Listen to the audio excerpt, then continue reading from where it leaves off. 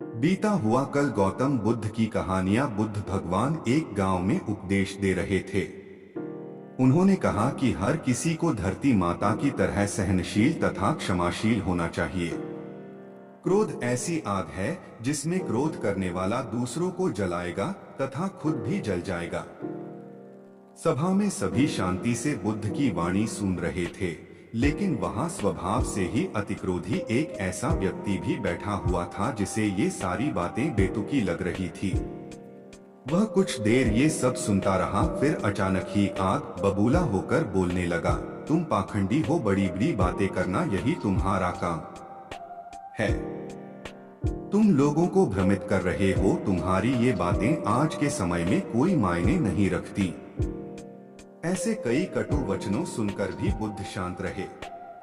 अपनी बातों से ना तो वह दुखी हुए, ना ही कोई प्रतिक्रिया की। यह देखकर वह व्यक्ति और भी क्रोधित हो गया और उसने बुद्ध के मुंह पर थूककर वहां से चला गया। अगले दिन जब उस व्यक्ति का क्रोध शांत हुआ तो उसे अपने बुरे व्यवहार के कारण पछतावे की आग में जलने लगा और वह उन्हें ढूंढते हुए उसी स्थान पर पहुंचा। पर बुद्ध कहाँ मिलते, वह तो अपने शिष्यों के साथ पास वाले एक अन्य गांव निकल चुके थे। व्यक्ति ने बुद्ध के बारे में लोगों से पूछा और ढूंढते ढूंढते जहां बुद्ध प्रवचन दे रहे थे वहां पहुंच गया। उन्हें देखते ही वह उनके चरणों में गिर पड़ा और बोला, मुझे क्षमा कीजिए प्रभु। बुद्ध ने पूछा, कौन हो भाई, तुम्हें क्या हुआ है, क्यों क्षमा मांग रहे हो? उसने कहा, क्या आप भूल गए? मैं वही हूँ जिसने कल आपके साथ बहुत बुरा व्यवहार किया था। मैं शर्मिंदा हूँ। मैं मेरे दुष्ट आचरण की क्षमा याचना करने आया हूँ। भगवान बुद्ध ने प्रेम पूर्वक कहा, बीता हुआ कल तो मैं वही छोड़कर आया गया और तुम अभी भी वही अटके हुए हो। तुम्हें अपनी गलती का आभास हो गया, तुमने पश्चाताप कर लिया, तुम निर्मल हो चुके हो। अब तुम आज में प्रवेश करो।